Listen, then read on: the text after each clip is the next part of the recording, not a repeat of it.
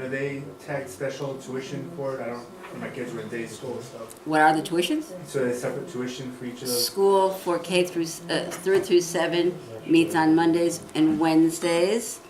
K-1-2 is only on Mondays. 8 through 12 Hebrew High School is Thursday nights. And we have online learning for 5th and 6th grade students with their teacher and their class on Sunday nights from 6:30 to 8:30. So do the 5th and 6th also come twice a week and online They have learning? school on Sunday night and Wednesday. Online Sunday night, Wednesday in the Oh, building. okay, so they still, it's twice. Oh, yeah. I have two questions. There's only one category of student? I mean, there's not a sort of a once a week and a twice a week student? No, Okay. no, And then the second question is... I'm when I- sorry, I didn't answer that right. Kindergarten, first and second No, grade. no, I is- understand, but I mean, in each category... No, the only flexibility class we times have, should- the only flexibility we yes, have is there's one with the option 5th for and each 6th class. grade. So now the other question that I have is actually on the budget, which I did not understand because it's a total budget for the synagogue rather than a budget for the school. And I was just wondering if it would be possible to get a budget just for the school. Sure. Absolutely.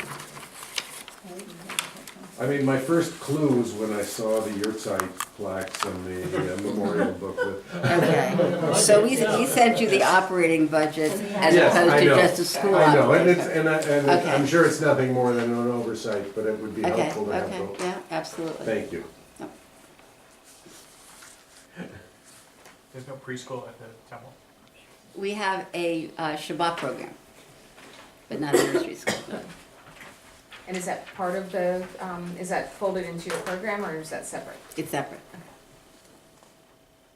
Is there a tuition, and if someone can't afford the tuition, is there a manner for allowing them to? No one is participate? ever denied an education as scholarship. Absolutely. What- Are all the what is students tuition? members? I'm sorry? What is the tuition? 1245 for 3 through 7, and half of that, 6 whatever, for K-1-2. Are all the students members of the congregation? Yes.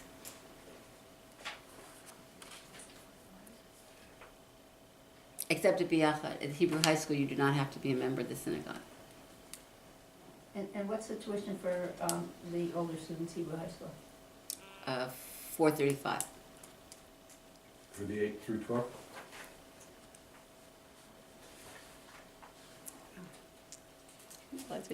Sorry. It's not as close as you think.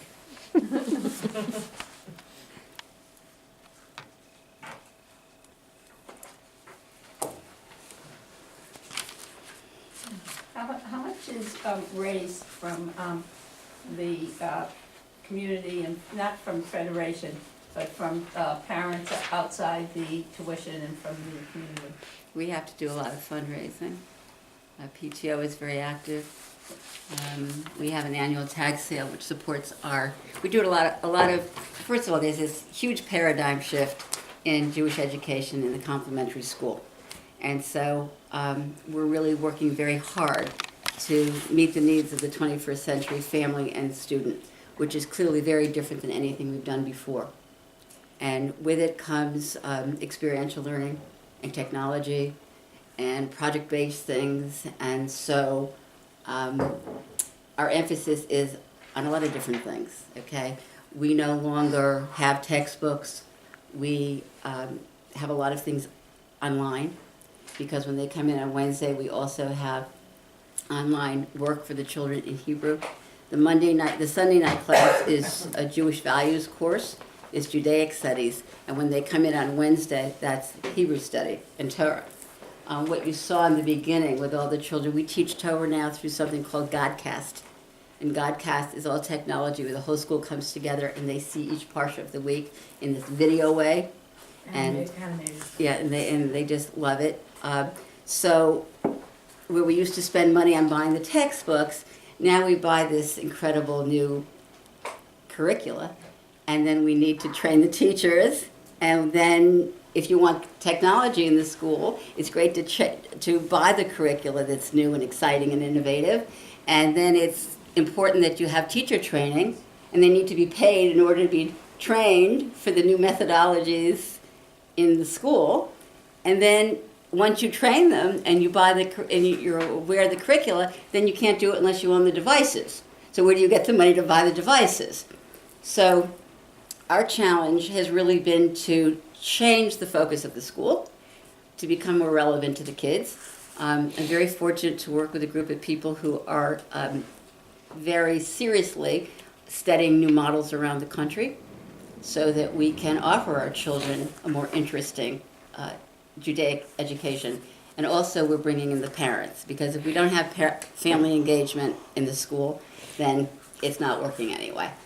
So when you talk about fundraising, we're looking for money, but for different things than what you may have heard us look for before. So what percentage comes from fundraising as opposed to tuition? I would really have to do that math. I'd be happy to, but Okay, so Is there, I have another question. The Bethel, does the congregational dues, does any of that go into the school? we operate at a deficit, and certainly Temple Bethel budget helps us to survive, so we don't close the door, if that's what you're asking. And there isn't a Hebrew school in the country that doesn't operate at a deficit. We don't do too badly, but clearly the synagogue has to offset our debt. is there an educational endowment in the school? We have different, well, not, I'm going to turn We to the have, man. endowments for scholarships. Yeah. And endowments for certain other programs, like for retreats and things like that. So we do retreats. I do a 10-week program with the Jewish Nursing Home, and that's become a little bit more challenging. We do a course, a module on Judaism and aging, where the children are paired with a resident at the nursing home for 10 weeks. We continue that. In fact, we extended that into our high school program because it was so successful. But with the shift in how we want to run the school, it's becoming much more experiential. And with that comes the need for different kinds of materials and supplies. And that has been the challenge. So we don't have a computer lab, and you need devices, and they cost money. To go in a retreat, we have an endowment. To go out of the building and have experiences costs money. But more importantly, to change and teach, to train the existing staff to teach differently, we need money to pay them for professional development. So in order to improve the educational program, you need to train the teachers, and they want to be paid. So there are a lot of challenges if you want to really work with the 21st century student. For the high school students, is there any interaction with both Sinai and Bethel students together? They don't have a full high school. We have a high school through 12th grade. Oh, but they have it. They have an 8th and 9th grade program, which we did a combined called Kahila. We did it for a few years, and then Sinai chose not to continue. Just curious, when Sinai kids come for the 11th and 12th grade, after They're in- confirmation, do they come over? We have had Sinai children for 11th and 12th grade. In fact, our president of USY was a Sinai. Well, I want to thank you very much, and I want to just warn you that you will probably